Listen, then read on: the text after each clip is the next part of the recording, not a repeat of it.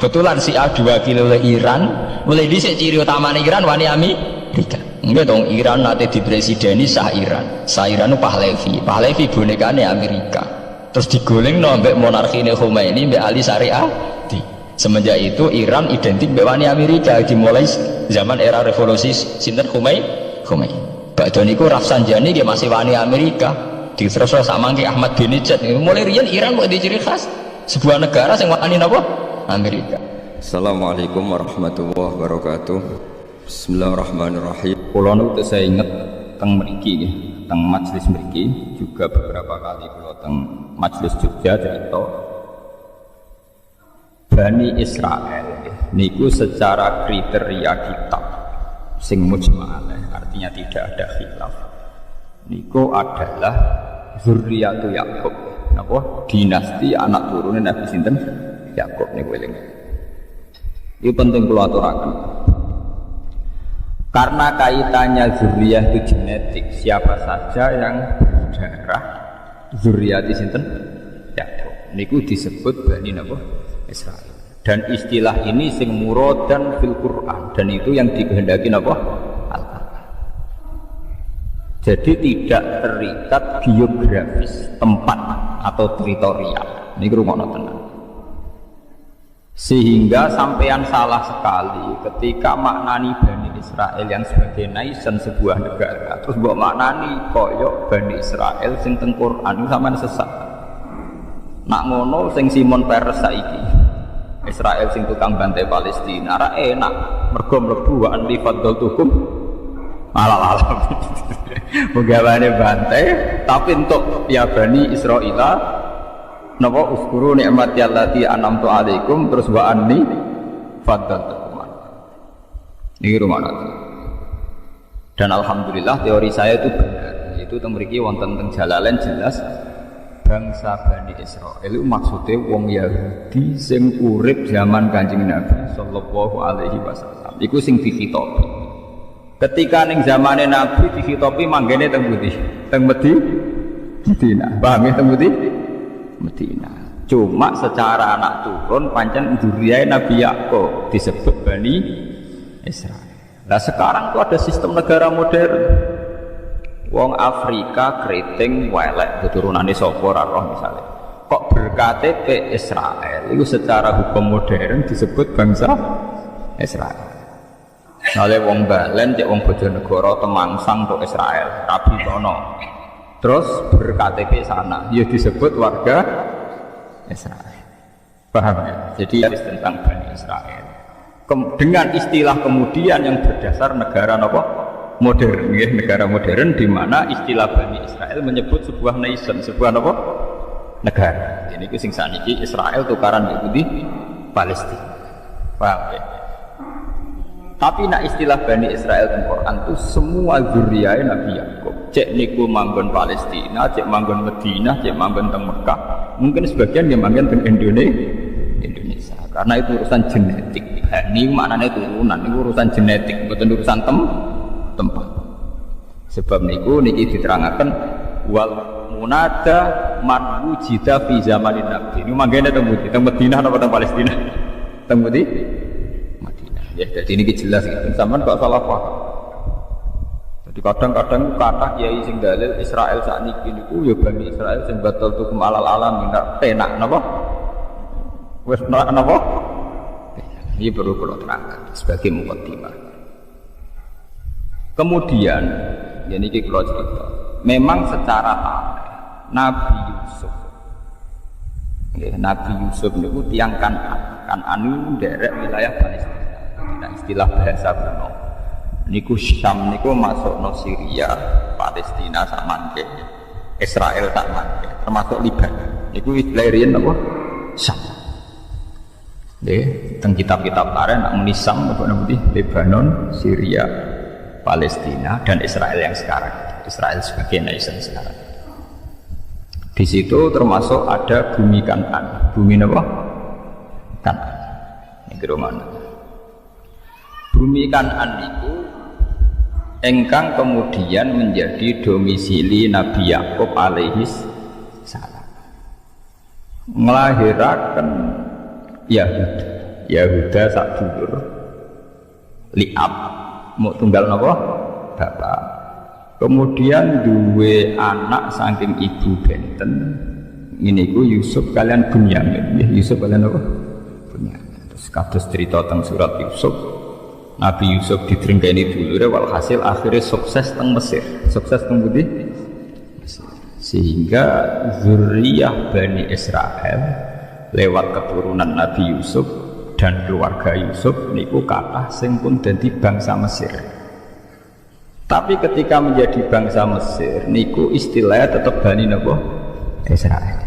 Sementara Fir'aun lewat kebijakan kerajaan ini ku zaman niku Walid bin Rohyan niku nganggep diri niku penduduk asli. Ini sing disebut kaum Kipti. Kaum napa? Kipti. Sing sakniki nek cara bahasa Inggris Egypt niku Mesir. Niki rumakno ya. Karena penduduk Kiptiyah Egypti niku Al-Kipti ini. Sakniki Egypt Mesir Al-Kiptiyah niku penduduk asli Mesir. Sehingga mereka nganggep wong Israel imigran. Nggih, Bani Israel napa? Imigran. Di mana-mana imigran kebijakan negara itu dideportasi. Kalau Indonesia sing manggon budi Malaysia. Ini kan pendatang nak dianggap gak nguntungno nggih napa dideportasi. Nak ra gelem diperbu. Tapi yang perlu dicatat, toh itu istilahnya tetap ya Bani Israel. Padahal secara geografis manggon budi Mesir. Paham gitu. Ini ben sampean jelas. Ben ora aja sampai nganggep nak Israel sing saiki jahat iku termasuk kaum pilihan sing mlebu ya Bani napa? Israel. Sampean fatal. Islam tadi goblok fatal, paham? Karena iku nguntungno napa? Nguntungno napa? Israel. Berarti wis jahat mlebu andi fadl tukum napa? Alal alamin. Iku berarti wis jahat mbok arani kaum pilihan, paham? Mulane nek goblok kok nemen-nemen. Dadi goblok ya ana aturane, paham? Mulane kula diceritani guru-guru kula, wali ku ana lho, ana sing wali ya ilmiah, goblok tapi ilmiah. Dene dadine wali mergo saleh. Mergo napa? Saleh. Misale niku tak padha-padha ngakali mesti nembah ora Jumatan. Aku wis bar Jumatan ning Mekah, iku wali goblok, ora ilmiah. Ya wali dengan tanda kutip. Mergo nak Jumatan ning Indonesia bare jam 1. Iku ning Mekah jam 10. Mergo terpaut pinten 4 jam. Jadi ketok goblok, paham. Namun wis bar iku tetep ketok napa? Goblok. Sajane nak bodoni aja ngono, keliru tak warai sampeyan. Niku ngene. Ben rada ilmiah. Aku Jumatanku engko wae ning Mekah. Iku rada bener iku. Mergo Jumatane ning Mekah 4 jam kemudian. Tapi nak muni wis bar mesti goblok. Ya mesti keliru nih. Maksudnya mesti keliru nih. Mana nak muni wes kandhane, Mbah, nak bodoni sing ilmiah, Mbah. Harga nak 4 jam itu mesti dereng nggih mboten. Terpaute kinten Mekah mriki. 4 napa? Jam. Jadi kalau di sini jam 1, Mekah jam 10, aku ora ono Jumatan, paham ora napa? Jadi nak muni wes bar mesti ora ilmiah. Malah nek wali tanda kutip itu. Jadi Mbah nak bodoni dielmoni. Jadi misalnya napa? Engkau apa Jumatan itu lumayan rada ilmiah pergi gitu. Artinya ya buat tenan bora tapi ono ilmiah ya paham maksudnya untuk lumayan. Ya wali tanda kutip, nak wali beneran ya ora tukang bodoni maksudnya. Nak wali beneran ya ora tau napa bodoni. Ngomong wali-wali tanda kutip, wali cara wong akeh.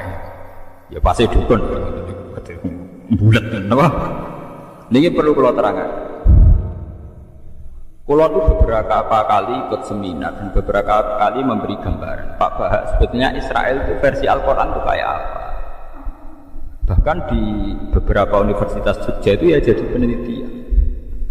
Ironisnya PBB sekalipun itu pakai peta sejarah yang mengacu keberadaan Nabi Musa, Nabi Yakub, Nabi Ishak dan Nabi Ibrahim alaihimussalam. Sehingga dengan data sejarah ini memang kelihatan bangsa Israel yang sekarang sebagai negara modern memang sebagiannya ya keturunannya betul Nabi Yakub. Memang kita tidak munafik. Kita secara gentleman, saya bilang secara gentleman Israel yang sekarang memang sebagian besar ya masih turunannya Nabi Yakub, Nabi Ishak. Kita fair. Tapi kalau acuannya demikian, yang berhak terhadap Israel juga bangsa Arab. Makanya PBB juga harus mendengarkan klaimnya bangsa Arab. Bangsa Arab juga merasa keturunan Israel. Nanti kalau bolak-balik ngaji mriki cerita. Wong Islam ora ngarah gedeng Yahudi nemen-nemen. Wong Yahudi ora iso gedeng Islam nemen-nemen. Mergo nembe misahan. Paham? Lha mboten semono. Yahuda niku sing leluhure wong Yahudi jenenge Yahuda. Yahuda bin Yakub bin Ishak bin Ibrahim. Kabeh ahli taraf sepakat Yahuda bin Yakub bin Ishak bin Ibrahim. Saking ibu Sarah nggih, ibu sinten? Nabi Ibrahim duwe garwa Siti Hajar sing didakok teng Mekah sing disebut inni askantu min dzurriyyati biwadin ghairi dzi zar'in inda baitikal muharram. Kemudian Nabi Ibrahim lewat Hajar gada anak Nabi Ismail. Berarti Ismail ambek Nabi Ishak nggih dulur li'ab. Dulur napa? Lewat Ismail niki melahirkan bangsa Arab sing asli. Ini ku kabilah Jurhum sampai Sayyid Adnan. Sayyid Adnan bi ijma'i ahli tarikh melahirkan dugi Abdul Muthalib, dugi Sayyid Abdullah, dugi Kanjeng Nabi Muhammad sallallahu alaihi wasallam. Mulane jare tiba jare berjanji wa Adnan bila raibin inda dzil ulumin nasabiyah ila dzabihi napa Ismail. Kalau teori kepemilikan Palestina berdasar genetik, nak ngono ya ora kudu Israel sing saiki, bangsa Arab pun berhak karena secara keturunan kenapa? Sama nggih, sama-sama bapak induke Nabi sinten Ibrahim. Mulane bangsa. Lah tapi sejarah yang ditulis Barat itu yang untungkan Israel saja. Gini ku dimulai saking Yahuda, nggih, saking napa? Ya. Paham ini biar sampean kertas sejarah gitu. Sebab niku perebutan Palestina yang sekarang Yerusalem itu tidak bisa, nggak lepas dari orang Islam dan orang kafir betul sakit. Jadi sebetulnya perebutan dinasti antara dinasti Ibrahim yang lewat Ismail dan dinasti Ibrahim yang lewat Nabi sinten Isa. Karena yang dulur li'ab kados Nabi Yusuf kemudian nggak tertarik melok konflik tempat itu. Lalah uripe dateng putih Mesir. Ini pensamaan ngertos saja. Pensamaan ngertos. Ini penting kula aturaken. Nak nuruti klaim sejarah itu tidak ada habis. Tapi kula pribadi dan muga-muga umat Islam pancen ya ora kudu matur nuwun wong Yahudi kudu matur. Sampeyan tak cerita, wong Islam niku imane paling terlambat. Mergo iman mbek Kanjeng Nabi Muhammad sausé Nabi ku wujud, ya sausé dadi nabi. Dadi imane ku terlambat. Sausé Nabi umur 40 tahun lagi iman. Iku wae kadang imane bar 5 tahun didakwahi, bar 7 tahun kados Suraka, kados Amr bin As imane ngenteni tukaran sik. Ngenteni napa? Tukaran sik. Bareng Nabi ditukari terus sabar sesuai iman. Tapi nak imane Yahudi mboten, Nabi rung wujud wis iman. Wis napa? Ada tarikh-tarikh wonten paradok. Di tarikh-tarikh itu ada paradok dan itu semuanya nyata. Di awal dalailun nubuwah. Nggih kula baleni malih nggih. Di awal dalailun nubuwah, alamat-alamat kenabian mesti sing beritakno rohib. Pendeta Yahudi atau pendeta napa nas? Tapi kok nek cerita kenabian musuh besar Kanjeng Nabi wong Yahudi wong Nasrani. Zaman Kanjeng Nabi umur 12 tahun dijak Abu Thalib tenggene Sam di Palestina, ketemu Rohibu Bukhairah. Karena mereka mitra dagang, Abu Thalib itu sapa? Ya anakku. Kowe mesti bodoni Abu Thalib. Lah kowe kok ora bodoni. Saiki wis jelas-jelas calon nabi, ciri-cirine jelas nabi. Berarti ra ngarah anakmu. Dari Abu Thalib, lha apa hubungane? Ciri nabi zaman raine ya wis ngene iki, gantenge saiki, wae jelas saiki. Iku cirine bapake mati pas jek kandungan. Jadi ra mungkin iki anak. Tidak Abu Thalib, iya iki ra anakku ponakan. Bapake mati zaman apa? Ning kandungan. Terus jare roh ibu, ya nak ngono aja terus nodok Palestina. Pasti anak ini mau dibunuh orang Yahudi. Kalau orang Yahudi ingin semua nabi dari kelompok mereka.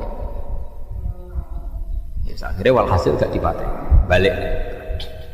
Ketika Nabi umur 19 tahun, mulai jadi karyawan, jadi pedagang. Termasuk dagang duwe tuan bos jenenge Khadijah. Khadijah gak ada paman Nasrani ahli Injil. Ini ku sing jenenge Waraqah bin sinten Naufal. Niku beberapa kali Khadijah ngaji tentang alamatin nubuwah, dia yakin calon nabi ya karyawane iku sing jenenge Muhammad. Jare Khadijah, Maisarah jeneng lanang. Pelayanku jeneng Maisarah jeneng lanang. Ora mbok anggap nabi bareng Maisarah. Anggap jeneng napa? Wedok. Maisarah Muhammad itu kawal. Terus segala keajaiban yang terkait Muhammad kandang. Ternyata ketika perjalanan ini wow, tuzilluhul ghamamah tuti'uhus sahaib. Jadi ning gone padang pasir sing panas, setiap nabi liwat dibarengi mendung. Nak nabi ngiyup ning wit iku anut arah matahari, sehingga nabi selalu untuk bayang-bayang, untuk iup-iup.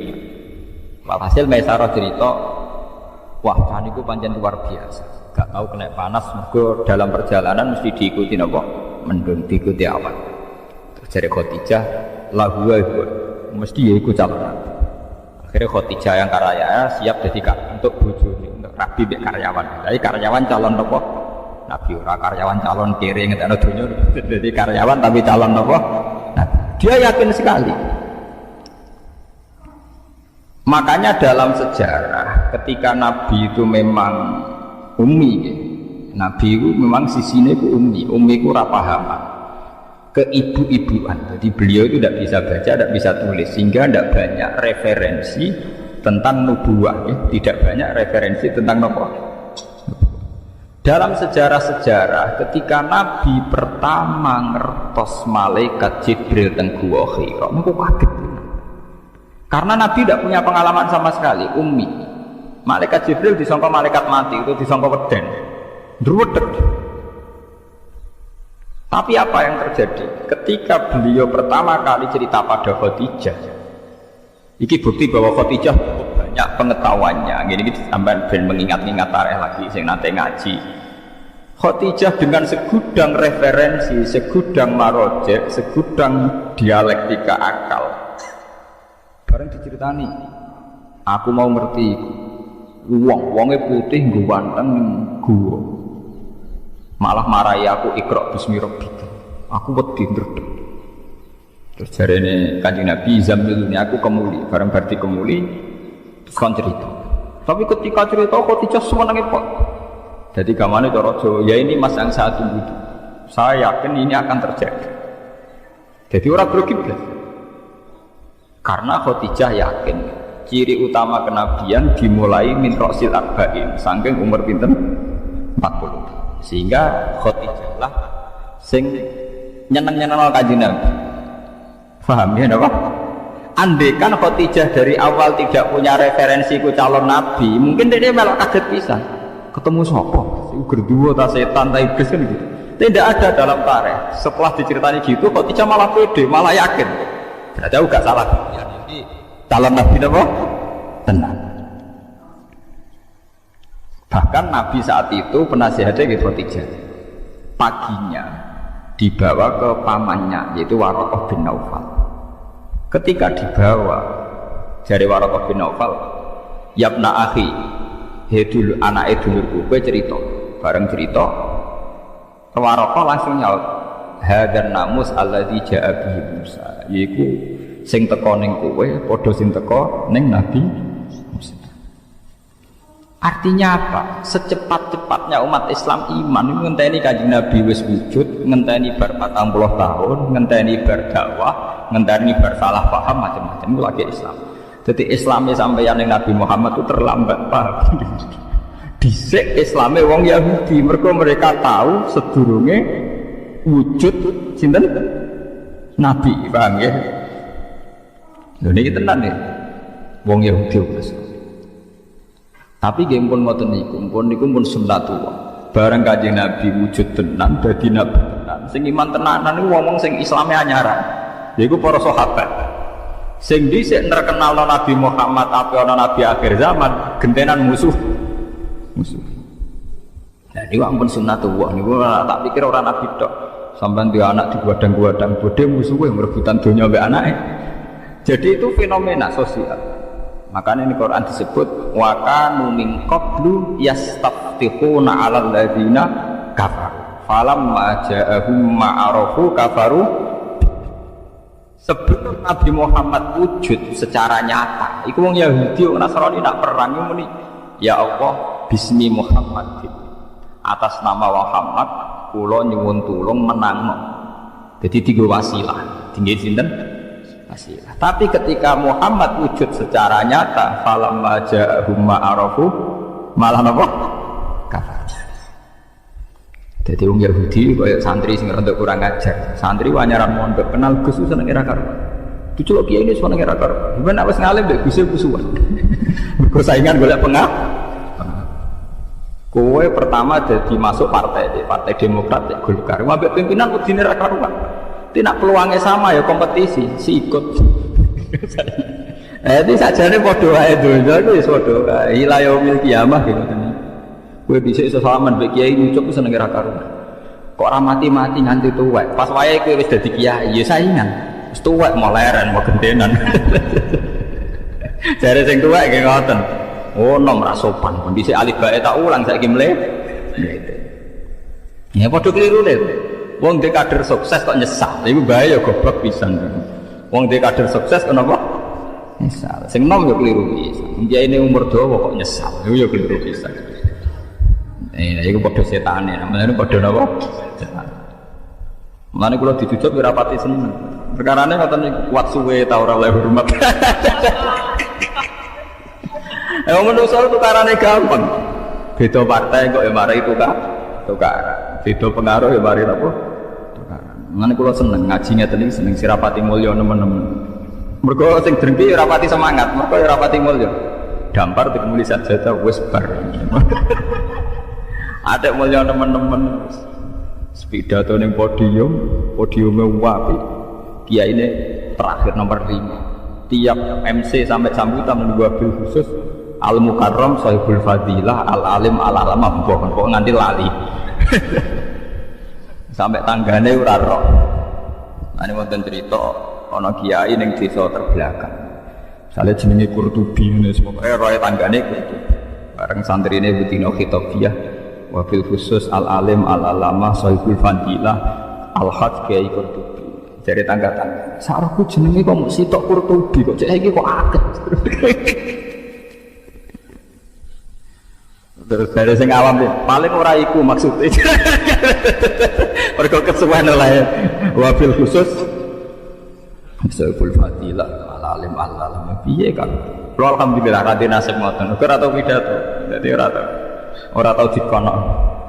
Kok kula ndak yakin iku kuat suwe, paham? Engko beda partai ya kukut napa? Seneng pas-pasan wae. Beda napa? Mulya sak kula nganti sampean gedhe apa? Sing ngaji mantuk kadang ngomong-ngomong kadang ya amat. Hebate opo? Sing hebat iki kula niki mergo ikhlas niki. Pun kula terangkan. Mulane sampean gedeng Yahudi Nasrani teman-teman nggih keliru ini adalah 3 agama samawi ini pernah bersama-sama ngangkat tema kesamawiyaan, kelangitan. Umpama boten enten Yahudi Nasrani Islam, mungkin negara ini atau dunia ini sudah hancur lewat teori kapitalistik, materialis. Jadi soal kita gak cocok dengan orang Yahudi dalam banyak hal, gak cocok dengan orang Nasrani dalam banyak hal. Tapi pasti kita akan banyak sama juga dalam beberapa hal. Mana kanjeng Nabi dawuh la tusaddiquhum wa la tukadzibu.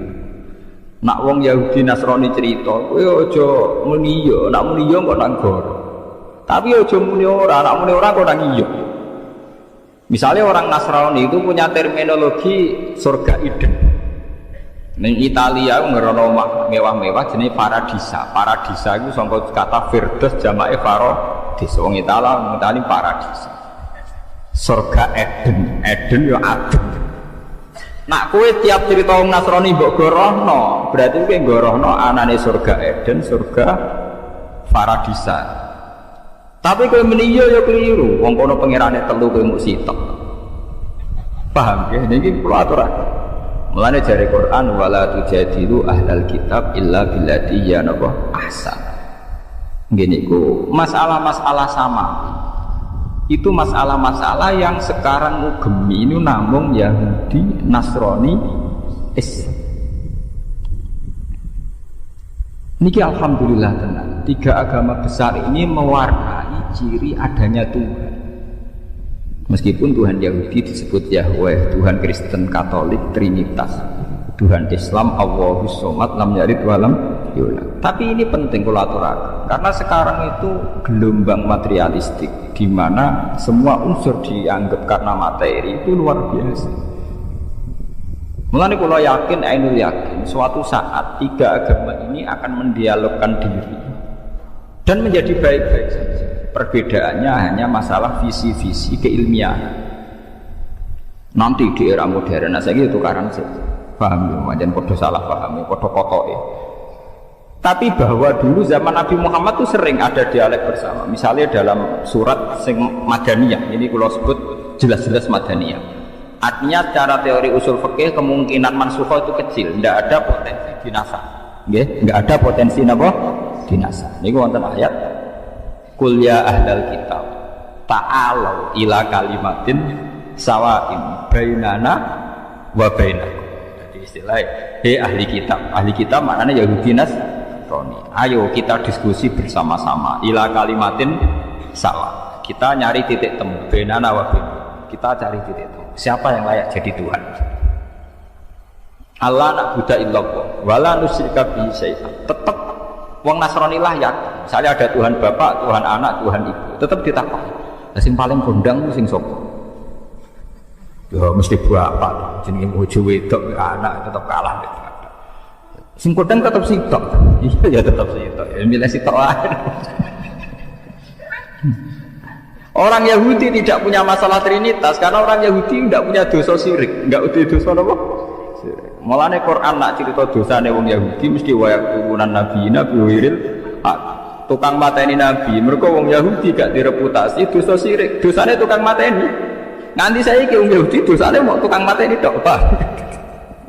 Jadi bangsa Zionis itu tradisi dosane tukang napa? Mateni. Tapi ndak ada dosa syirik. Ya paham ya? Tuhan Yahudi tunggal Yahweh napa? Ya.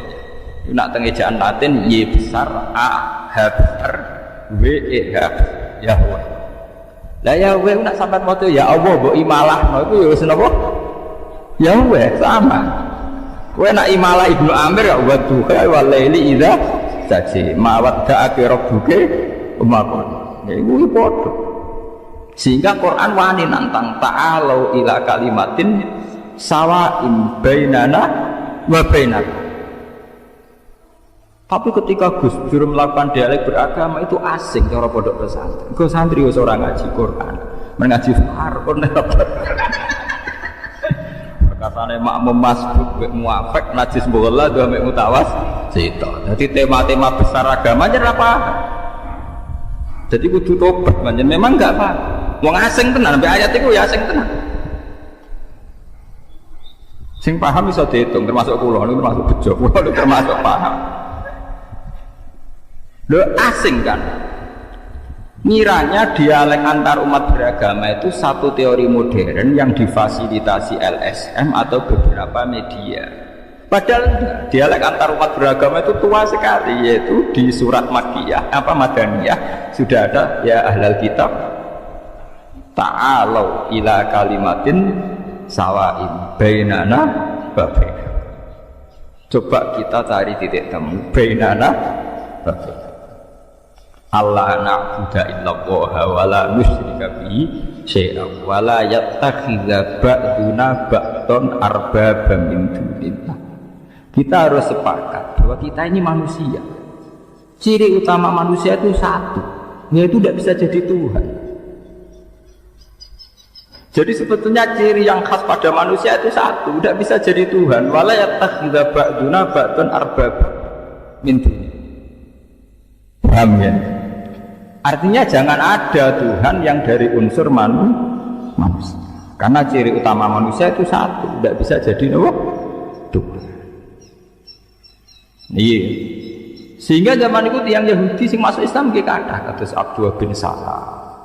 Nggih, Ibnu Abi Layla nggih kathah. Tiang Nasrani nggih kathah. Sampai Quran cerita teng akhir juz 6, wala tajidanna aqrabahum mawaddatan lil ladzina amanu alladziina qalu inna wa idza sam'u ma unzila ila rasuli tara a'yunahum tafidu minad-dami mimma arafu minal haqq. Ketika wong Nasrani Najran niku diwacana surat Yasin niku nangis. Ma asbaha bima unzila ala Isa. Betapa miripnya yang dibawa Muhammad terhadap apa yang dibawa Nabi sinten Isa. Do masuk Islam. Saiki padha kota sing santri wis ora roh kakean fakon niku. Paham? Repot. Rangno padha ora roe menapa? Sing rowan kaya kula ora pati payu repot. Nah, ya kula bareng ora pati payu. Kiai gaya kaya kula ora populer. Sing populer sing pidato-pidato. Tapi cara argumentasi ilmiah mbok kuwati, nak depan-depan bawa alam. Nah yang jelas itu cara dalil-dalilan itu ketoke bener kula. Maksudnya itu ngkarwan ana ayate terus secara tarikh nggih jelas. Sing ambil tiga dalil walan tardo angkal Yahud walan Nasara hatta tatabiyan. Lha iku maknane ku piye? Kan yo ora jelas. Ayat iku artine ngeten. Wong Yahudi iku mati iku ora ngarah rido. Nak kowe ora dadi Yahudi. Wong Nasrani yo ora rido nek kowe dadi Nasrani. Sampeyan delok teng tafsir Bedawi teng beberapa tafsir. Ini maknane ayat niku sederhana. Iknatun lirrasul fi tomaihi li imanihi. Sampeyan delok teng tafsir Bedawi beberapa tafsir. Ayat itu hanya memberi maklumat, memberi warning, memberi iklan ning Kanjeng Nabi Muhammad sallallahu alaihi wasallam. Mat, kowe iku keliru, arep-arep wong Yahudi masuk Islam. Wong Yahudi dhewe malah arep-arep kowe dadi Yahudi. Dadi maknane ya wong ngono tok niku. Dadi gamane ngene lho.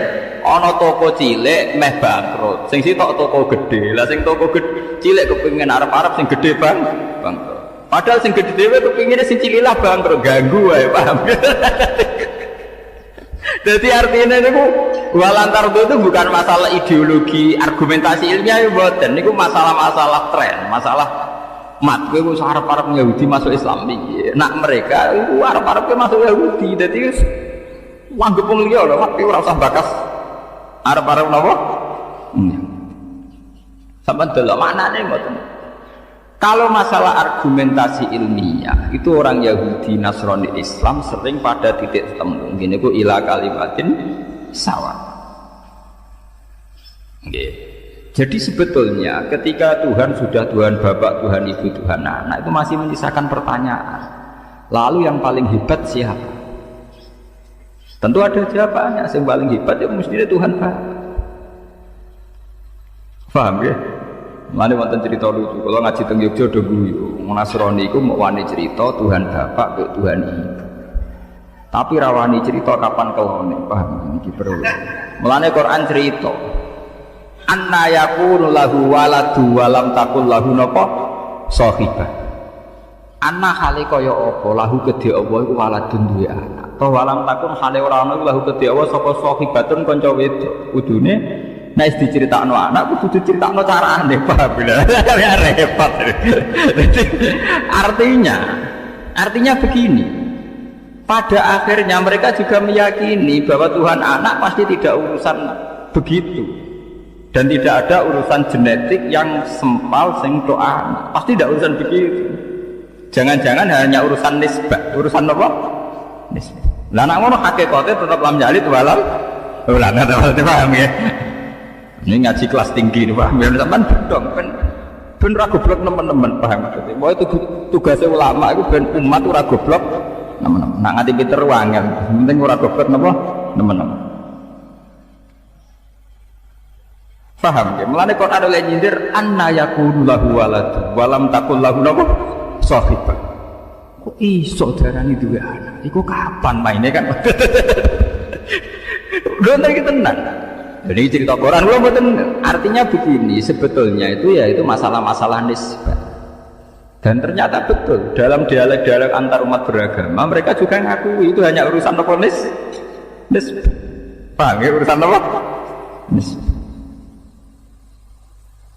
ya, tapi kan ngajinya tinggi loh ya artinya ya kalau atas nama ilmiah kalau terang muga sampean paham dan jelas itu ayatnya ayatnya jelaskan ayatun sharihah fi bayani tilkal masail al khafiyah itu jelas sehingga zaman Nabi kita tenang mawon Nabi nak ditampung Yahudi kita tenang semeneng ditampung Nasrani semeneng mergo dialeke antar umat beragama dialeke dia yang Yahudi nak takok melete-melete yang Yahudi melirian melete-melete pinter-pinter mat khamsun la ya'lamuhunna illa nabiyyun aw rajulun aw rajulan mat aku takok 5 hal sing roh iku mesti nabi nara nabi ra ngarah apa utawa 1-2 orang termasuk aku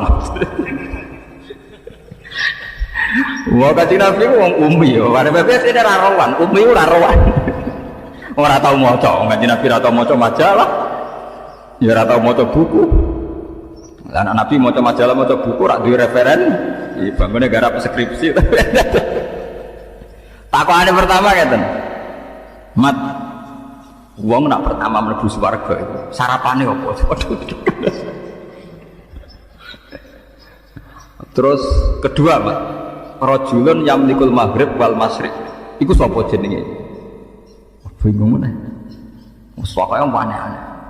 Nabi akhirnya Nabi ngadalan malaikat Jibril wis meneng ae. Lah Nabi ini beberapa kali kalau ada orang Yahudi takoki ora tau iso. Tapi beberapa kali langsung dijawab sinten?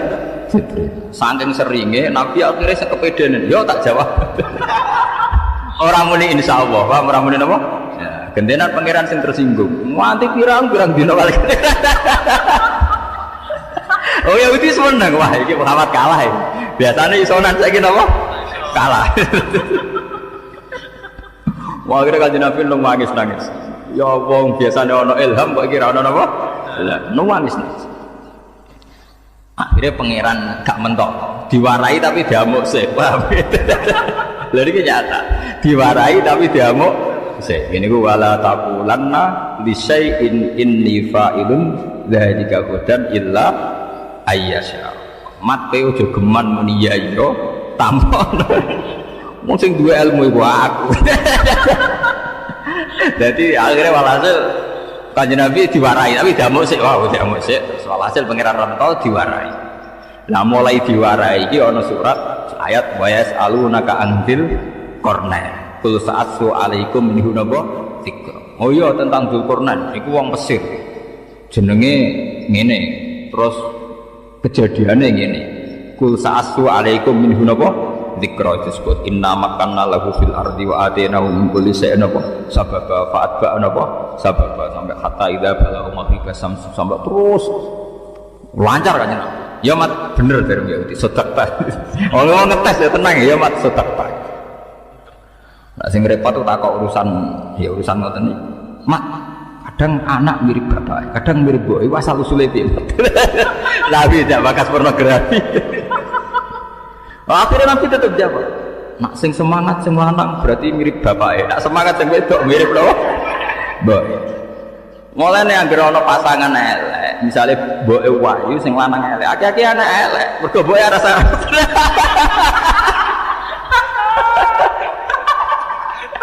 Kowe waras rasa nurusi tugas. Anaknya mesti panceng ya, Pak. Bener panceng. Sing semangat apa?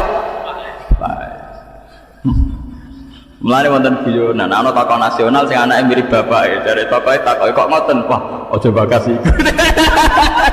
Anak wedok mirip bapake kabeh. Ya pancen tenan. Mulane pasangan iku nak elek, anak sing lanang ganteng sing wedok elek. Ya akeh-akeh kaya mbok, sing lanang dingin-dingin saja. Paham ya? Lah anak sing lanang ganteng sing wedok ayu ya bebas miripe wong. Apa kontribusinya seimbang Pak. Akhirnya Nabi nerangno, ya wong Yahudi jangan tenang ya, sedekah ya Mat bener. Sing repot tuh terus takokane. Mat, pertama penduduk swarga masuk swarga itu jumlahnya akeh lho Mat. Akeh. Iku sarapane apa? Pertama. Nabi jak bekas kawitane wong swarga sarapan apa pecel apa ora apa pokoke takokane wae. Nabi akhirnya dikandani Jibril, ziyadatuka bidin, yaitu gorengan iwak. Akhirnya Nabi dan orang Yahudi ini selalu ngomong khas nubuwah. Khas apa? Nubuwah. Di mana di luar alam yang materialistik ini, yang kasat mata, ada alam di luar kita, kayak iwak nun. Iwak apa? Iwak nun nak teng kitab-kitab. Ketika Allah Ta'ala menciptakan gelembung dukhon, itu Allah bingung, dakok endi, didakok endi. Akhirnya bumi itu gentayangan, didakok endi. Wal ardu, bumi ini didakok ning gone mak. Barang didakok ning gone mak tetap golang-goling, ditandai gunung. Lah terus banyu sendiri posisinya ning ndi? Akhirnya ning urutan kitab-kitab khas samawi nubuwah disebut no. Wal ardu ala batnil khut, ala batnis sur. Itu terang. Jadi ning gone bumi iki ana sur. Suruh sayangnya mbok maknani satu salam dhewe, mari bingung kowe kan mergo maknani napa? Sapi.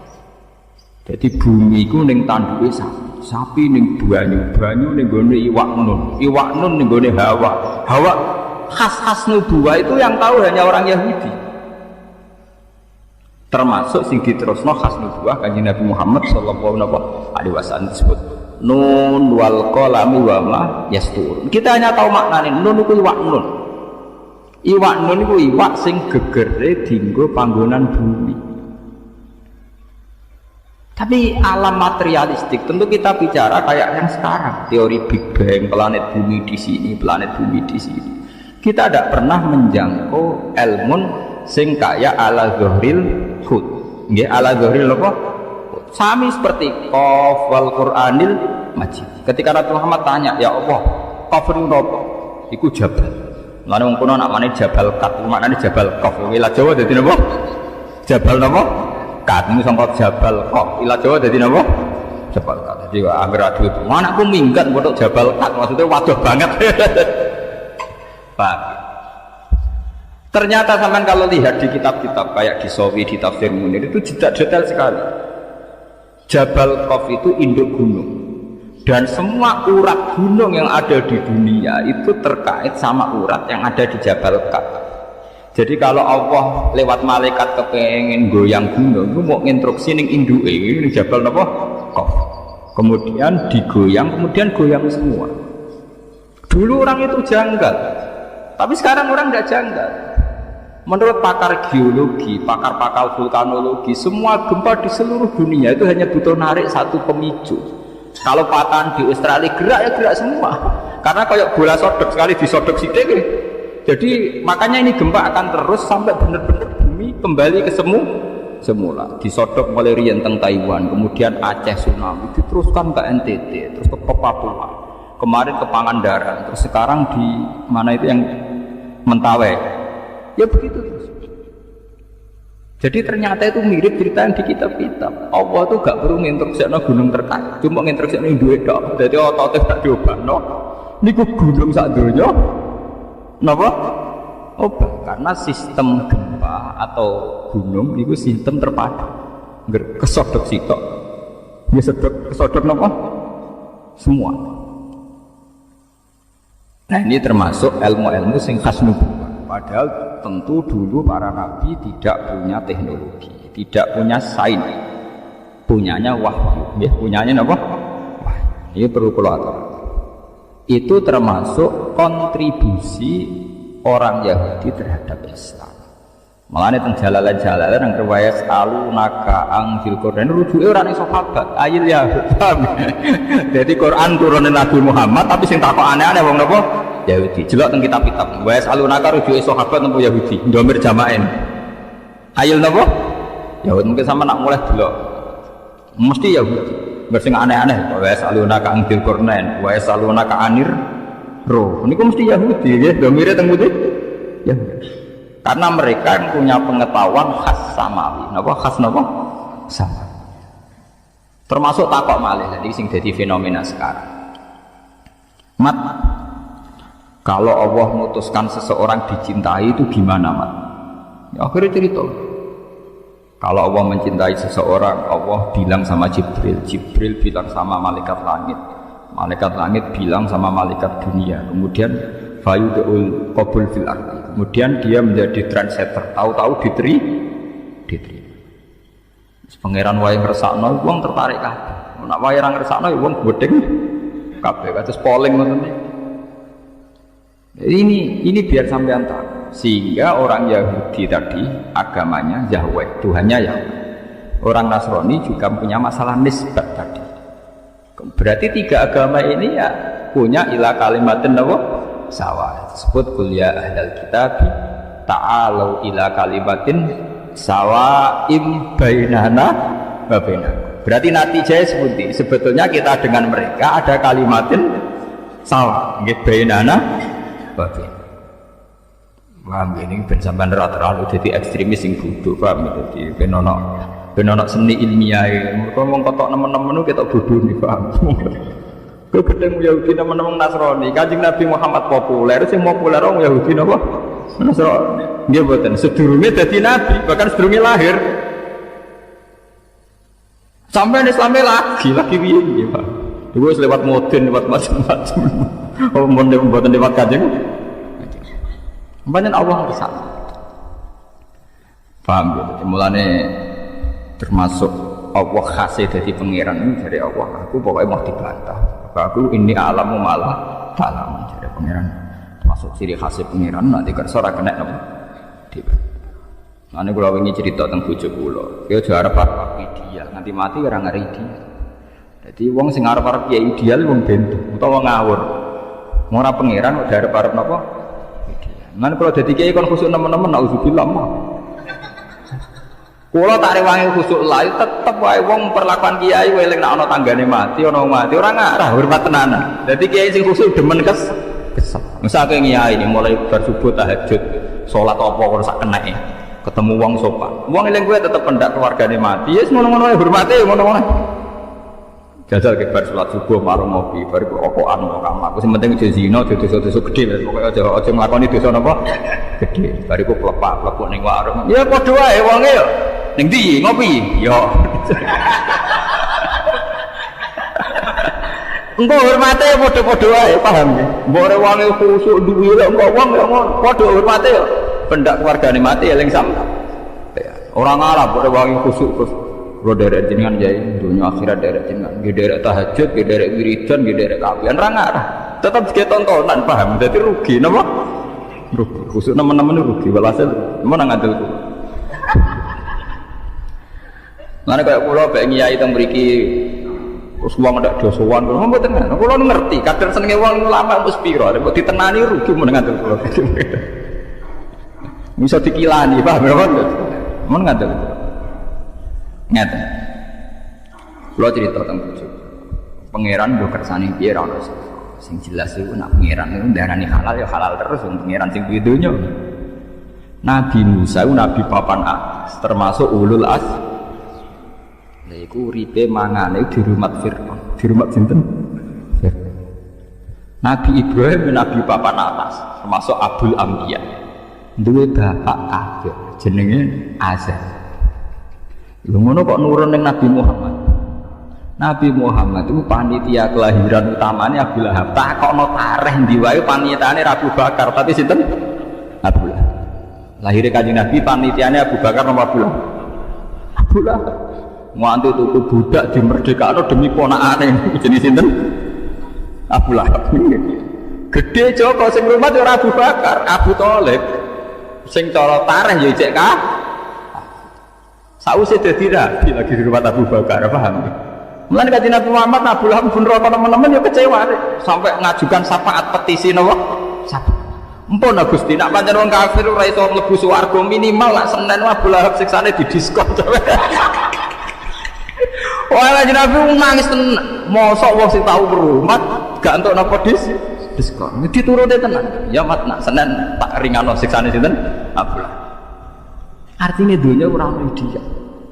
Dadi kiai iki ngono. Kadang kiai kok mek santri hubungane ngel-ngel lho yo dhuwit yo apa. Kadang malah bapake buruh Cina. Lah wong Cina kafir ngresiki di kiai ning rugekno. Ayo repot, SDK ini repot. Misalnya ono terop, kadang kiai ono acara istighosah terop, karena mati terop yang podium. Nah panitia akan ngilang, kadang ngilang wong sing ora sekolah lha pikiran. Mbok keluwi ora iso, kadang wong saleh kira tenan ra apa-apa. Jadi sebetulnya andaikan tidak ada ilmu hakikat selesai, agama itu selesai. Karena Allah punya pola sosial yang begitu. Ya, Allah ada pola sosial. Musa di rumah, Ibrahim di rumah, Nabi Muhammad cilik di rumah sinten? Abu Lahab. Lahirnya di rumah Abu Lahab. Sampai dibiayai ditukokno amat. Disewano Halimah As-Sa'di. Rodok gede di rumah sinten Abu. Iki perlu diketahui. Kenapa menurut Allah halal? Ya halal lah, udah Allah wae kabeh. Cek Abu Lahab, ya Abu Thalib donya ya wae ku tak kena kekasihku ya. Tapi kan tetap menjadi misteri Tuhan. Kenapa polanya selalu begitu? Pola di seluruh dunia. Makanya saya pernah ditanya mahasiswa Pak, menurut Anda studi banding ke Amerika, ke Australia itu gimana? Ya saya ini kan ulama, jangan tanya menurut Bapak gimana. Ya saya kalau ditanya ya tak jawab tidak pakai fikih. Jadi jangan tanya halal atau haram. Ya saya sebagai ulama, sebagai dai ya berharap akan baik-baik saja. Gue coba sekarang sampean pikir, kiai-kiai yang fanatik hukum, lanang wedok kumpul haram, belajar di bumi kafir haram, muni haram. Tapi kiai sing ngeten iki mesti koyo Pak Kaji sing anake entuk SDSB, paham? Artinya begini, saat ceritanya diwalik, alhamdulillah teng Australia kata Islam kata masjid, teng Amerika teng New York niku wonten tarekah naksaban. Mesti muni alhamdulillah. Sing gowo padahal mahasiswa sing musuhe kiai mau paham. Islam ada di Amerika, di Australia, sing gowo komunitas mahasiswa. Yang mereka tentu sering lanang wedok dan belajar di bumi Tapi nak wis kasil mesti kiai iki jawab alhamdulillah di Australia ono Islam. Padahal mau fatwane haram, paham. Mau jangan-jangan kayak guyonan, Pak Kaji anak jenengan tombok. Nah, tapi yang kesal Pak Kaji. Alhamdulillah kok nang kaya cerita. Tapi ini nyata. Tapi pangeran pancen kersane ngoten. Anane Islam teng Amerika teng Australia itu kadang lewat mahasiswa studi banding yang mungkin secara formal fikih haram karena ada ikhtilatul rijal wan nisa. Ada mukhalatah bil kufar. Paham ya? Tapi kenyataane ndadekno semebare napa? Islam teng Australia, teng Amerika, kadang sing gawa pemain bal. Orang Prancis itu kenal Islam gara-gara imigran Aljazair. Paham imigran apa? Aljazair. Terus jadi Zainuddin. Jenenge Zidane Yazid Zainuddin. Terus kena ilat Prancis Zainuddin apa? Zidane. Jenenge Yazid Zainuddin. Bareng pensiun ketok asline ya mau Indonesia nganggo jeneng Zainuddin. Dene daftar haji ki nganggo jeneng apa? Zainuddin. Paham ya? Nah pengiran sekarang malah banyak lagi. Coba pemain Perancis yang Islam berapa? Pemain Jerman itu ya imigran gelap. Tapi melahirno pemain-pemain bal yang Islam kayak sing sakniki pemain Real Madrid Mesut Ozil. Wah lu betina nggih poso. Sampai namanya poso njuk latihan khusus begini. Nah kode pelatih poso Pak. Artinya apa ya begitu kira. Padahal karpe yang soleh-soleh sing mondok khusuk-khusuk, karpe sing nyebaro Islam ya ndekne sing khusuk-khusuk. Ya ora iso nyebaro wong tuku paspor ya ora kuat. Paham ya? Tuku paspor ya ora kuat, moro ndi ya ora. Umpama penyebaran Islam di pasar wong soleh ngene-ngene, Islam ana ning desa-desa, paham ya? Ora iso globali. Mulai umpale kadang kuat apa penyebaran. Mangane terus alhamdulillah. Iya karepe. Itu pangeran ngoten kersane. Saya itu pernah penelitian di beberapa pulau nate teng Malaysia, nate teng Medina, nate teng beberapa negara penelitian, termasuk teng Singapura. Itu memang Allah punya pola begitu, ya, punya pola begitu. Jadi pangeran tak kena warah. Jadi pangeran disik jeneng apa diwarahi.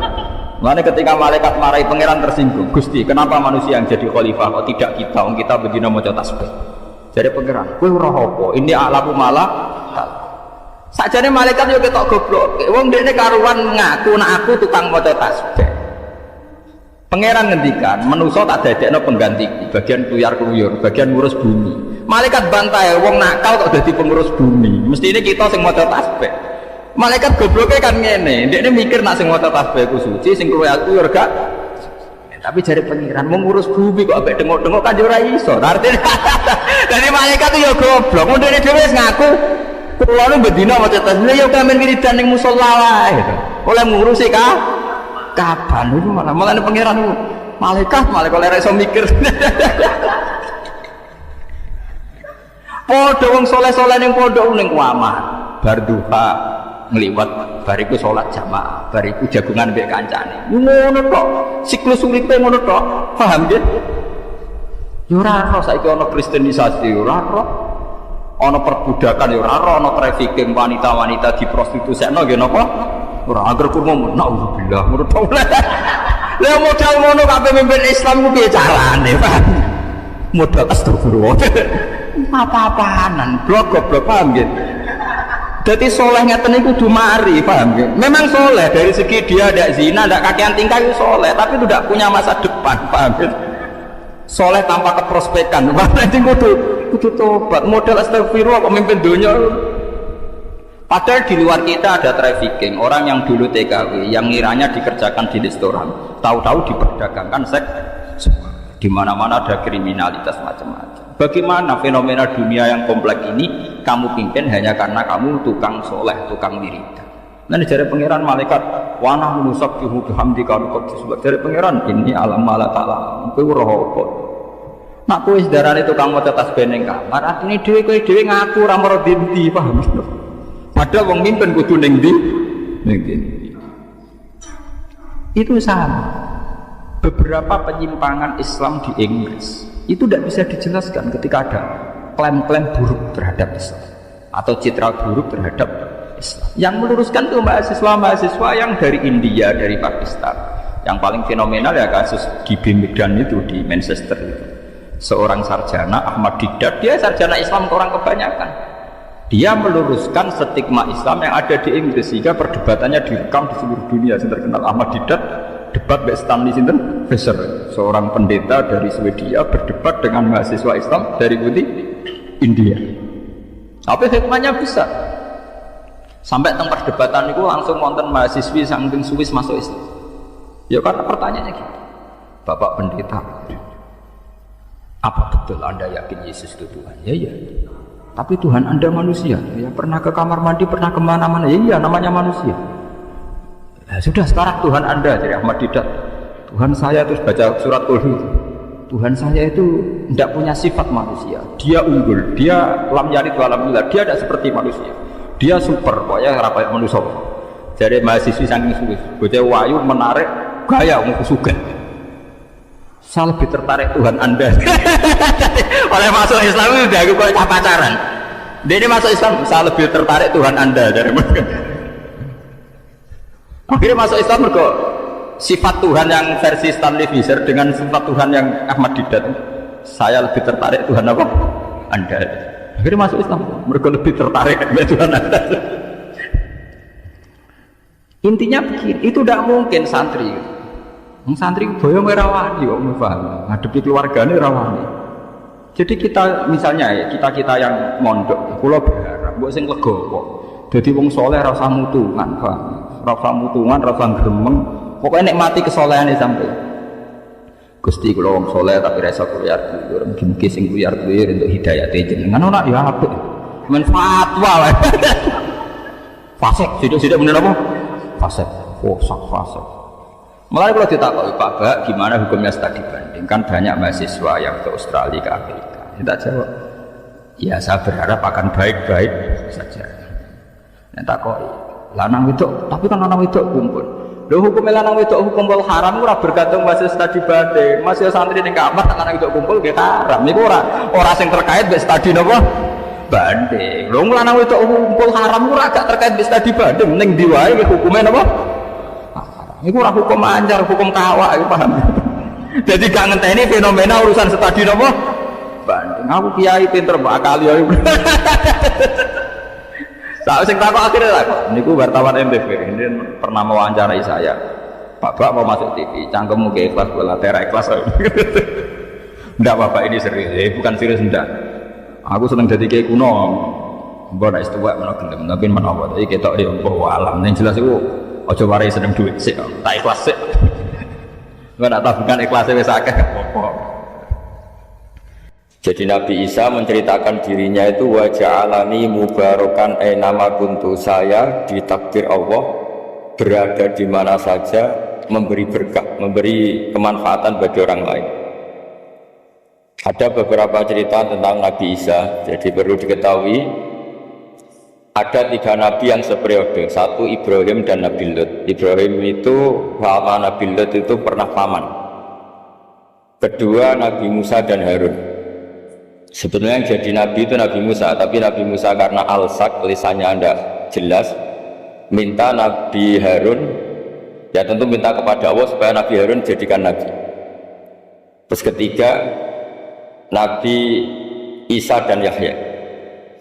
Yahya bin Zakaria, terus Isa ini pernah keponakan Zakaria. Kira-kira kalau di Jawa ya misanan antara Yahya dan Jawa Isa.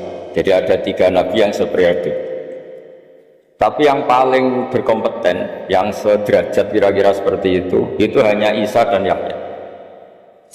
Karena Nabi Lut dan Nabi Ibrahim itu beda level. Karena Lut ini pernah keponakan, jadi hubungannya kira-kira yang murid dan guru.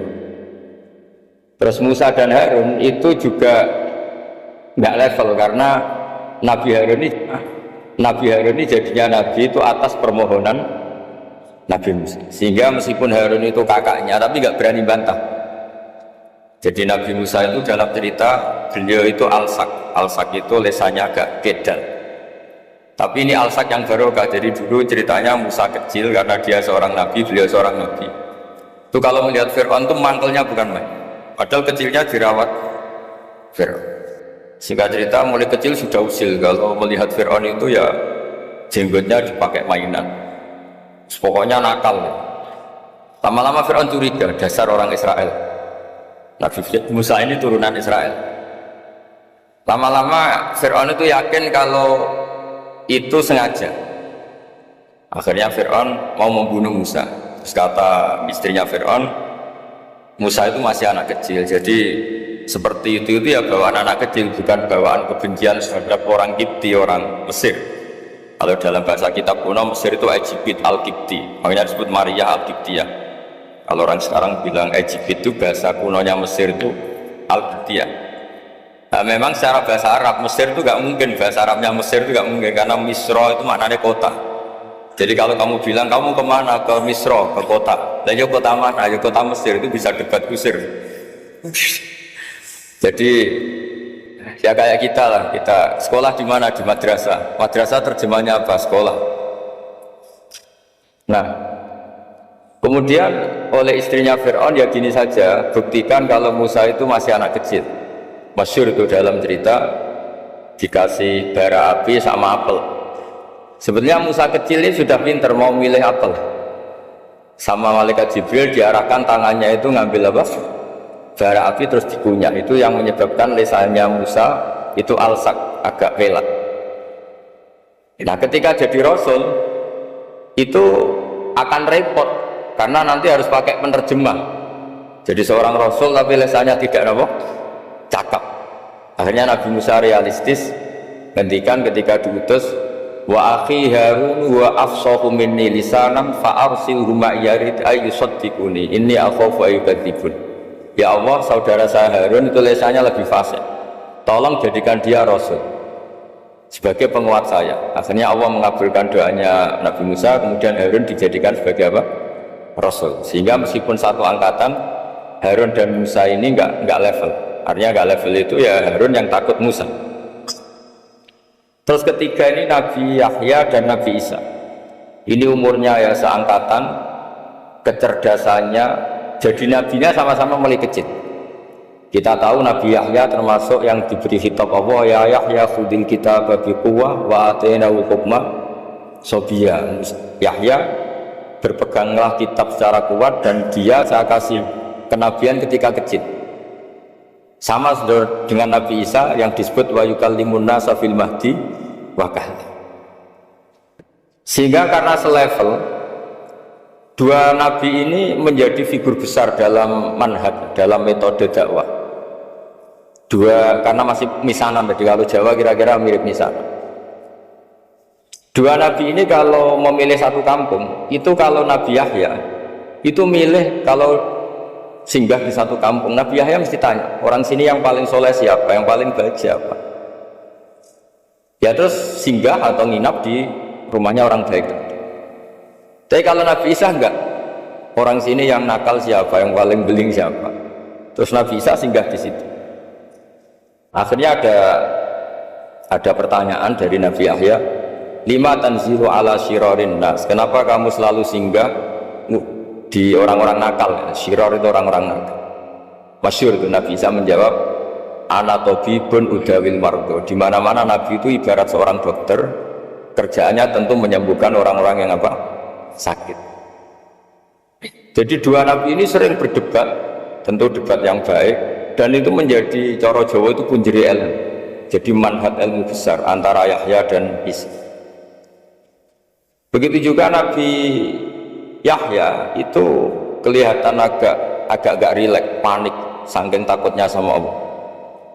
Kalau Nabi Isa itu rileks, pokoknya kumpul orang-orang nakal dia rileks. Akhirnya ada dua pertanyaan sekaligus nanti jadi dua manhaj. Kenapa kamu sering masam, sering kalau bahasa Arab itu agasa ya. Terus yang Nabi Yahya balik bertanya, kenapa kamu sering senyum, sering tertawa? Kenapa memangnya? Terus ka'annaka ta'manu min makrillah, kamu sering senyum kayak kami sudah terbebas dari azab Allah, dari ditegur Allah, seakan-akan kamu orang paling benar yang gak akan salah. Nabi Isa balik tanya, sama kamu sering masam, sering merut, ka'annaka taqnatun rahmatillah, seakan-akan kamu putus asa dari rahmatnya Allah.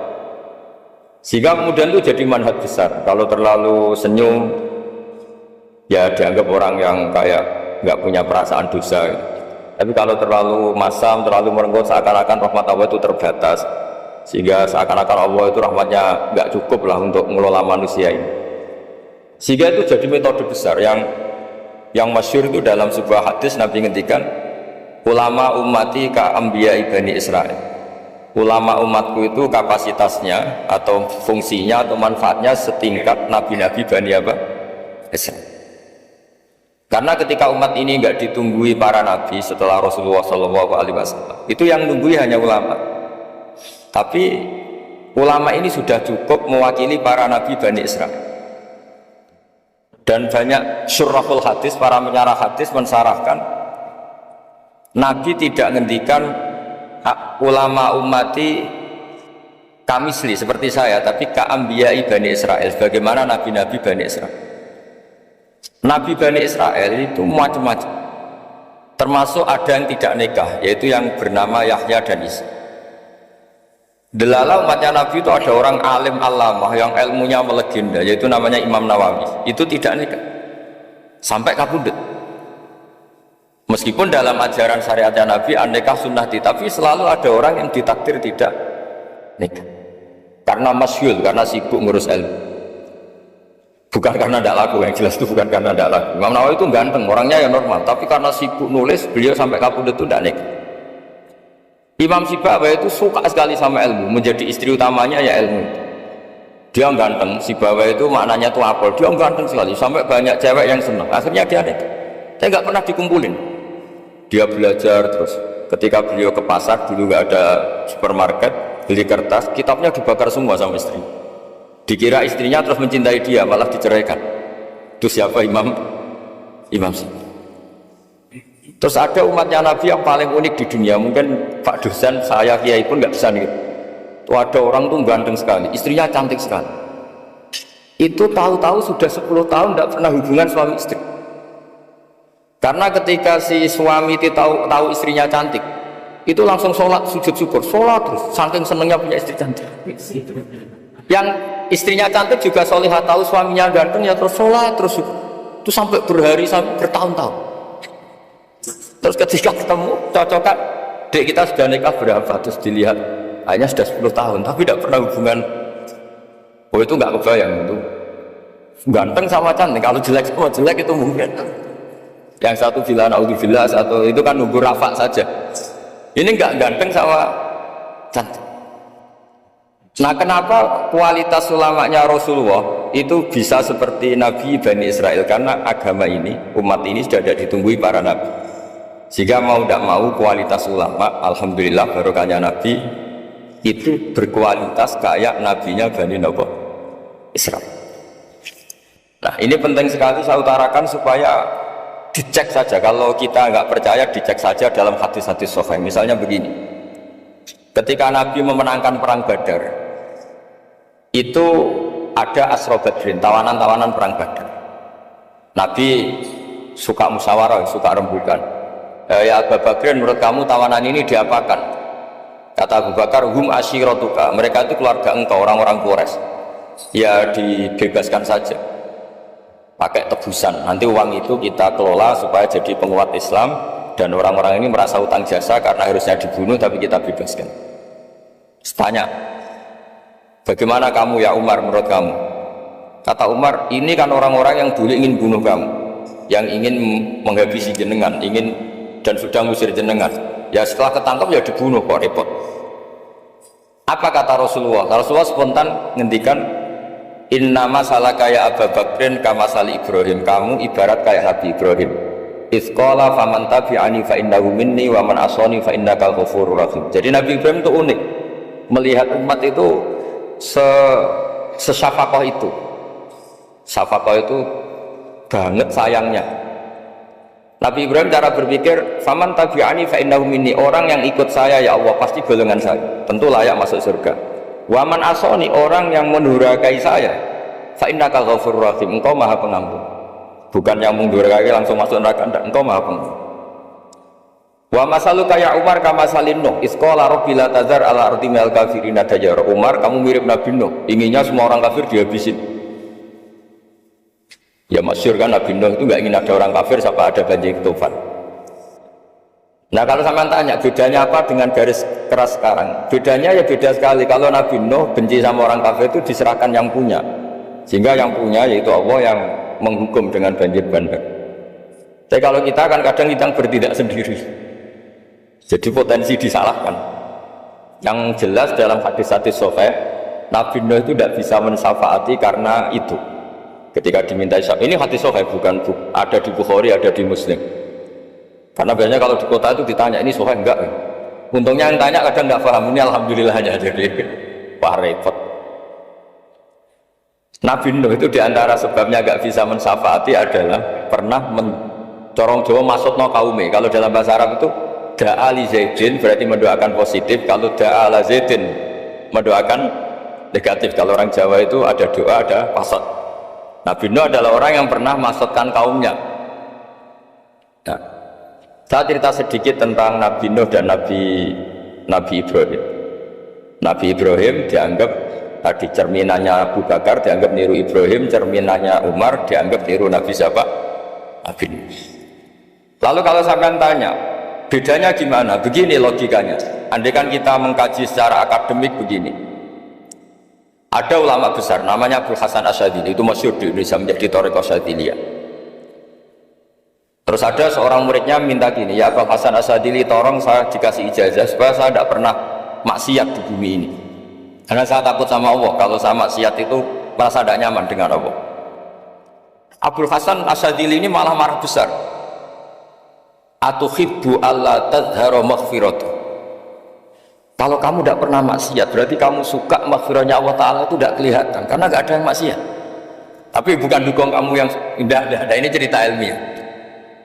Tapi kalau Sayyid Abdul Al-Haddad itu kebalikannya. Ada orang fasik itu hidup berkeliaran, mengganggu masyarakat, ganggu ketertiban agama. Ada kiai atau siapa gitu mendoakan supaya tobat atau dikasih panjang umur supaya nanti bisa tobat. Itu beliau Sayyid Abdul Al-Haddad marah besar. Man da'a li fasikin bil baqa faqad ahabba ayyusawahu fi ardi. Orang yang mendoakan orang fasik hidup berarti dia suka Allah dimaksiati di buminya. Jadi akhirnya jadi kutub besar, yang satu Sadziliyah, yang satu Haddadi. Kenapa ya? Karena tadi yang satu cerminan Nabi Isa, yang satu cerminan Nabi Yahya. Sebagaimana sabda Rasulullah tadi, apa ulama ummati ka ambiyai bani Israil. Juga masyhur dalam aplikasi pengajaran juga gitu. Masyhur sekali dalam kitab-kitab diceritakan. Kalau Said Abdul Haddad, kalau ada orang sowan itu, kamu ngaji sama siapa? Sama si A. Pernah nangis gak pas ngajar? Gak pernah. Udah gak terus, gak usah diterusin ngaji orang seperti itu. Hatinya atas, wong orang iso nangis ya. Tapi kalau Abu Hasan Asy'adili kebalikan, kamu ngaji sama siapa? Sama si A. Pernah tertawa enggak kalau ngaji? Enggak pernah. Udah, enggak usah ngaji sama orang itu. Orang enggak bisa syukur. jadi itu manhaj besar. Nah, akhirnya orang-orang kayak kita ini enggak jelas semua. Nangis ya bisa, syukur, guyu ya bisa. Cuma celakanya kalau kita nangis karena tidak punya uang, kalau guyu karena punya uang, itu masalahnya. Tapi kalau wali-wali dulu enggak. Kalau senyum ya karena saking yakin rahmatnya Allah itu wasiat rahmatu. Kalau nangis ya karena takut adabnya Allah. Kalau kita kan enggak, sangat-sangat materialistik. Ini yang membedakan kita. Sebenarnya nangis dan senyum itu satu keharusan karena Allah punya madharul jalal. Ketika Allah dengan sifat keagungannya, maka kita ini coro Jawa serako bersenyum. Tapi Allah itu kadang sebagai madharul jamal, adanya satu keasikan. Sehingga yang merengut itu yang salah. Makanya dalam ilmu tasawuf, kutub wali itu hanya dua, Allah dengan madharul jalal, dengan Allah yang madharul jamal. Contoh madharul jalal misalnya gini, ketika Nabi Musa ingin melihat Allah, saking kangennya ingin melihat Allah, Robbi arini anzur ilaik, ya Allah saya beri hak untuk melihat engkau. Allah dengan jalalnya gini, Allah itu qadim, superior, tentu gak layak tersentuh barang hadis itu makhluk. Sehingga ketika falam batajalla rabbuhu lil jabali ja'alahu dakka wa kharra Musa sa'iqa. Sehingga enggak levelnya, apapun hebatnya Nabi ini tetap makhluk, sementara Allah itu qadir. Enggak kuat. Makhluk yang fana ini, yang profan ini enggak kuat menampung zat yang qadim, yang superior, sehingga gunung pun hancur. Nabi Musa pingsan. Tapi ketika Allah dengan madharul jamal itu Allah dengan keindahannya, dengan kasih sayangnya, memberi hak makhluknya untuk melihat. Nah, di sini ini Allah sering ngendikan wujuhu yauma idzin nadhirah ila rabbiha nadhirah. Nanti ada wajah-wajah yang di surga itu melihat saya. Tapi apakah betul melihat kayak saya melihat dosen, melihat Pak Rektor, melihat teman-teman? Itu tidak bisa. Karena Allah itu qadim, sehingga meskipun manusia ahlul jannah melihat Allah, tetap Allah ngendikan la tudrikuhul absar wa huwa yudrikul absar. Karena Allah dibalik jamalnya ya punya jalal, dibalik jalalnya juga punya jalal. Sehingga selalu di Quran itu diulang beberapa kali supaya proporsional. Nah, kenapa ahli sunnah tetap berkeyakinan Allah bisa dilihat? Logikanya begini, fa inna kulla maujudin yasihu ayyura. Allah itu zat sing nyata-nyata wujud dan punya eksistensi. Di mana-mana sesuatu yang wujud itu layak untuk bisa dilihat. Lalu pertanyaannya gini, kenapa kita tidak bisa melihat sekarang kok nunggu di akhirat? Karena mata kita sekarang itu profan, fana. Sementara kita setelah di surga, tubuh kita didesain abadi. Ya, saya ulang lagi ya, setelah kita di surga, semua fisik kita ini didesain abadi. Tentu karena desainnya sudah abadi, layak melihat zat yang abadi. Tapi pertanyaannya, kenapa tidak bisa ikhatoh, tidak bisa melihat sampai faham, la tudrikul absar? Karena abadi kita itu diabadikan, sebagaimana surga abadinya diabadikan, neraka ya diabadikan. Sementara Allah abadi dengan dirinya sendiri, yaitu Al-Qayyum, atau dalam bahasa ngajinya qiyamuhu binafsi. Nah, lalu pertanyaan, makanya Mu'tazilah itu menentang betul kalau orang di surga bisa melihat Allah. Cara berpikir Mu'tazilah, melihat itu artinya yang dilihat ada arahnya, sementara Allah terbebas dari arah. Tapi kata ahli sunnah, cara berpikir tidak seperti itu. Melihat itu pokoknya tahu. Nah, tahu karena mata itu karena kita ditakdir tahu itu karena mata. Sebetulnya yang menjadikan tahu itu tidak mata. Ya kalau tahu ya tahu saja, bukan harus pakai mata. Itu cara berpikir ahli sunnah wal jamaah. Jadi sabri ya bocoran itu. Kenapa mazhab ahli sunnah itu yang dipilih oleh banyak mayoritas di dunia, jumhur itu. Ahli sunnah itu dianggap pikirannya lebih orisinal. Misalnya ahli sunnah kalau ditanya, kenapa kamu melihat?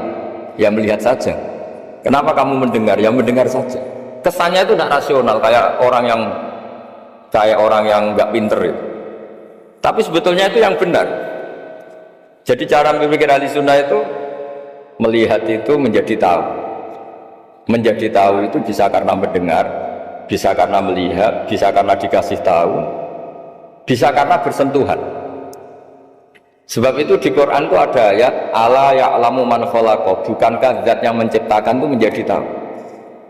Sehingga kenapa Allah itu selalu tahu? Karena Allah yang menciptakan. Kalau kamu tahu karena mata, sekali itu jauh, maka kamu tidak melihat. Atau kamu sekarang buta, kamu tidak melihat. Atau tertutupi barang itu, maka kamu tidak melihat. Tapi kalau kamu tahu karena kamu menciptakan, maka akan melihat terus. Misalnya saya ini tukang batu. Saya ingat betul ketika saya bangun Monas, itu pulpen saya tak tanam di dalam Monas. Saya ingat betul kalau pulpen saya warnanya putih, tak tanam di Monas 2 meter dari pondasi. Setelah saya pulang ke Jogja ditanya, di dalam Monas ada apa? Ada pulpen. Posisinya 2 meter dari pondasi. Kenapa saya tahu? Karena saya yang menciptakan. Nah, karena menciptakan ini sehingga tahu saya akan terus menerus. Tapi kalau tahu karena mata, sekali barang itu tertutupi, nggak tahu. Misalnya saya tahu jenengan karena dekat, sekali jenengan kemana-mana saya sudah tidak tahu. Tapi kalau saya menaruh sesuatu di tubuh Anda, sehingga kamu kemana-mana tetap tahu bahwa barang itu ada di tubuh.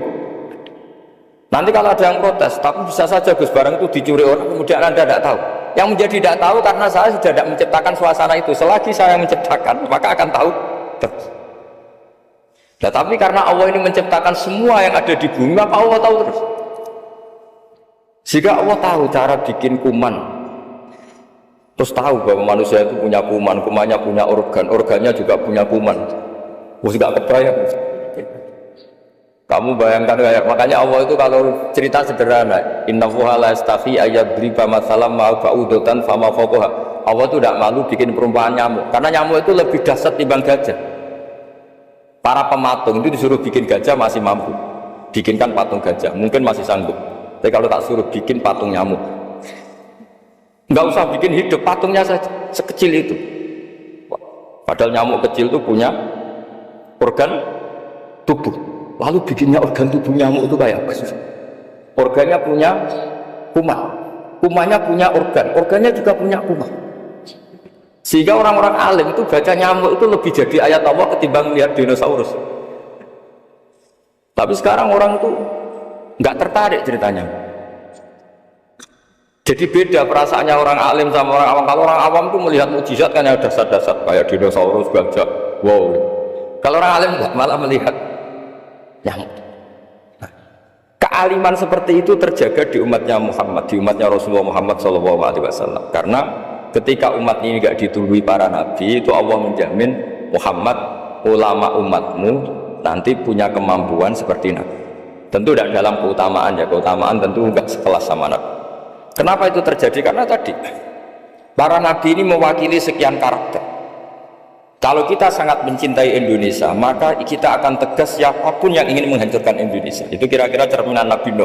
Kalau kita sangat mencintai Allah, maka kita akan benci sebenci-bencinya sama orang yang mendurhakai Allah. Tapi masalahnya, Allah yang kita cintai itu memaklumatkan diri kalau bersifat ghafur, pengampun. Sehingga kalau kita terlalu kasar, ini kan yang kita cintai bersifat ghafur kok kita kasar. Di sini Nabi Ibrahim, beliau sangat mantel sekali sama yang durhaka sama Allah. Tapi kalau mau mantel gimana? Zat yang mengajarkan itu bersifat ghafur. Maka kita mau tidak mau, makanya ada riwayat mengatakan takhallaku bi akhlaqillah, kamu bertata krama kayak akhlaknya Allah. Akhirnya ya sudah, kita mau apa coba? Kira-kira kalau kamu mencintai seseorang, itu potensinya kan dua, protektif. Ada telepon itu dari siapa? Cewek atau cowok? Protektif.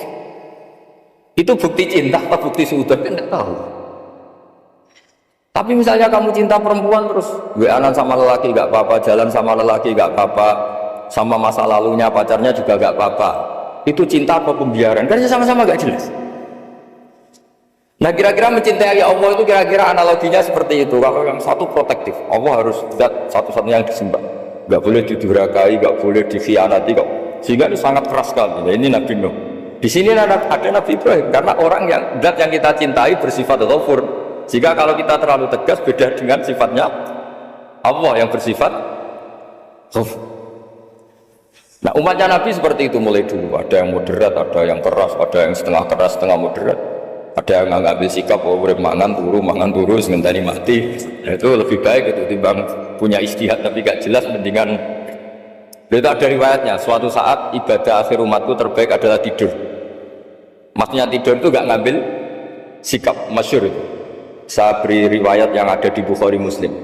Satakunu fitanun al-qa'id fiha khairun nal qa'im wal qa'in fiha khairun nal masi wal masi fiha khairun nasai.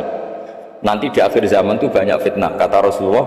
Yang duduk lebih baik ketimbang yang berdiri, yang berdiri lebih baik ketimbang yang jalan biasa lebih baik ketimbang yang jalan bergegas.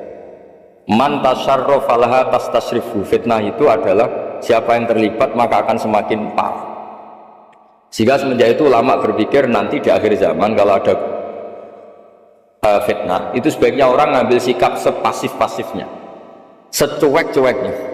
Jadi semua syurahul hadis sepakat makna hadis ini apa? Orang disuruh sikap secuek-cuek.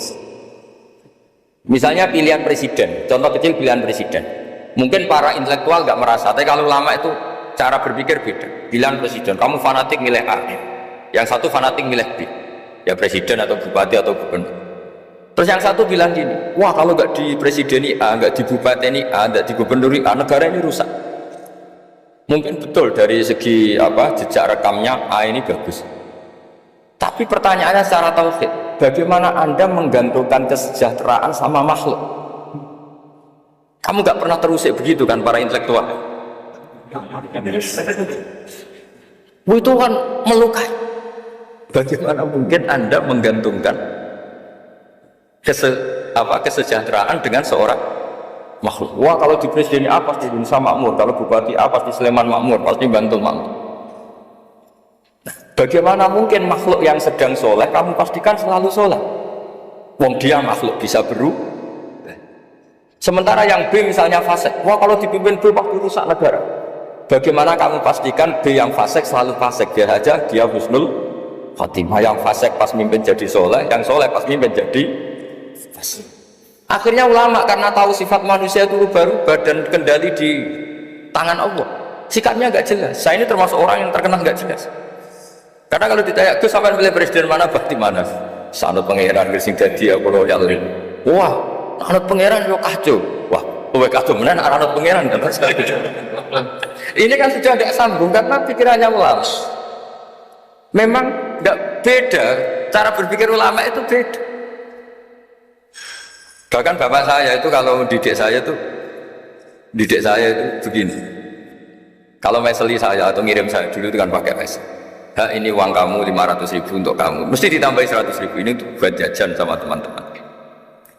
Mesti ada uang pokok, ada uang sodako. Dulu saya sering tanya, kenapa bapak sangat menghormati teman-teman saya? Kata bapak, aku kue mondok, aku rasa nyukupi, sing iso nyukupi ya konco-konco. Ternyata betul, rata-rata anak kuliah atau anak mondok, uang pribadinya kan 8 hari dari dikirim sudah habis. Berarti kan masih 22 hari, kok bisa hidup itu kan barokahnya teman-teman itu. Malah yang agak beling itu 1 hari sudah habis, berarti ada 29 yang bergantung sana sini. Sehingga Nabi dulu cara ngendikan itu unik. Kata Nabi, da'un nasa yarzuqu wahu ba'duhum ba'duh. Manusa barnawa, engko saling memberi rezeki. Ketika ada kolab, Medina itu pernah kolab, terus sekarang pernah defisit itu. Beberapa pakar ekonomi datang ke Rasulullah, ya Rasulullah, sa'ir, tolong dikasih harga standar. Tapi apa jawabannya Nabi? La tusa'iru fa inna Allaha huwal musa'ir. Kamu jangan kasih harga, Allah sendiri yang menentukan harga itu. Terus kata Nabi, kenapa engkau begitu ya Rasulullah? Ini negara harus ditentukan harga karena gini-gini. Kata Nabi, saya tidak ingin ketemu Allah dalam keadaan dolim. Tapi ini tentu di teori ilmu modern ini masalah. Tapi menurut orang modern. Tapi kalau menurut ilmu hakikat itu nggak akan masalah. Misalnya, kenapa Nabi tidak menentukan harga dalam keadaan negara seperti itu? Jawabannya pakar-pakar hakikat. Ya saya ulang lagi, pakar-pakar hakikat begini. Misalnya ada orang menimbun supaya nanti harganya mahal. Ya. Terus ditimbun terus sampai nunggu harganya mahal. Lama-lama dia sadar kalau timbunannya nggak ada gunanya karena ternyata orang nggak beli. Nah, ketika orang tidak punya kemampuan beli, yang menimbun juga tidak punya uang. Nah, tapi kalau sampean tanya, tapi Gus Nara tuku barang pokok kan kita mati karena kehabisan stok. Itu masalah tauhid Anda. Bagaimana mungkin kamu bayangkan seorang makhluk tidak bisa hidup atau nggak dapat rezeki? Nabi itu orang yang sampai ke derajat hakikat dari tidak pernah bayangkan gitu. Saleh sampean jadi orang yang tauhidnya masalah. Sehingga terbayangkan, wah kalau negara ini kayak, wah kita makan apa? Kalau negara nggak stabil, wah kita gimana? Itu tidak bisa seperti itu. Dulu ketika kita dijajah Belanda, itu kiai-kiai kita, Mbah Hasyim Asy'ari, Mbah Ahmad Dahlan, mondoknya di Mekah. Sampai alim alama, dua beliau, Mbah Hasyim sama Mbah Ahmad Dahlan itu ngajinya sama-sama Syekh Khotib Minangkabau. Cuma Mbah Hasyim lebih menekuni ke Syekh Mahfud Termas, yang satu menekuni Syekh Khotib Minangkabau. Jadi dua beliau itu ngaji di guru yang sama. Mbah saya, buyut saya itu ya sudah mondok Mekah, zaman dijajah Belanda. Sekarang kita agak dijajah, agak mondok di sana. Buyut saya itu zaman itu sudah haji. Buyut kelima saya itu dulu kalau ingin cari tempat yang teduh itu masuk ke gua. Itu masuk gua itu hanya kepalanya saja, kakinya masih di luar. Karena gua di Arab tidak seperti gua di sini. Kalau gua di sini kan orang bisa masuk semua. Kalau gua Arab kan hanya celah-celah batu-batu besar. Sehingga ketika Rasulullah hijrah ke Madinah, singgah di Gua Sur, kata Abu Bakar gimana? Andai kan ada orang kafir di depan gua, kata Abu Bakar gimana? Andai kan mereka melihat kakinya pasti melihat kita. Karena gua di sana itu satu tubuh tidak bisa masuk penuh. Kalau gua di sini kan ada yang mobil saja bisa masuk. Nah, itu bahasa ya kalau mau istirahat itu masuk gua, separuh badan di dalam gua, separuhnya masih di tuh. Nah sekarang terus kita bilang, wah kalau kita negara tidak stabil kita haji kemana? Dulu sama dijajah Belanda kita bisa haji. Soal kebahagiaan, nenek moyang pulau jenengan tuh anaknya banyak, dijajah Belanda, jajah Jepang, ya nyatanya anaknya banyak-banyak. Itu kira-kira bahagia apa enggak? Artinya gini ya, tentu kita tidak ingin dijajah itu tentu ya, tapi kita ini selalu latah. Wah kalau ekonomi jatuh kita makan apa? Kalau kita dijajah kita tidak perlu seperti itu. Rahmatnya Allah Ta'ala itu akan adrokatna. Rahmatnya Allah Ta'ala akan menemukan kita apapun kondisi kita, apapun keadaan kita. Ini cara berpikir tauhid. Sehingga Nabi itu tidak pernah bayangkan umatku narata tunggoni piye, ditunggoni Allah. Sehingga masyhur dalam hadis-hadis sahih, la tazalu ta'ifatun min ummati dzahirina 'alal haq la yadurruhum man khadalahum wala man khalafahum wala man nawa'ahum. Selalu di umatku ada kelompok-kelompok yang selalu membela kebenaran dan tidak akan terkalahkan oleh kesesatan di akhir zaman. Kenapa? Cara berpikir orang tauhid itu sederhana begini. Allah menamakan dirinya Al-Hadi, penunjuk jalan. Dan sifat Allah pasti nafidah karena Allah tidak terkalahkan. Sama seperti Allah menyifati dirinya Ar-Razzaq, Ar-Razik yang memberi rezeki. Maka orang segoblok apapun, selumpuh apapun, selemah apapun tetap dapat rezeki. Sama, Allah mensifati dirinya Al-Hadi, memberi petunjuk. Maka zaman serusak apapun orang tetap dapat petunjuk.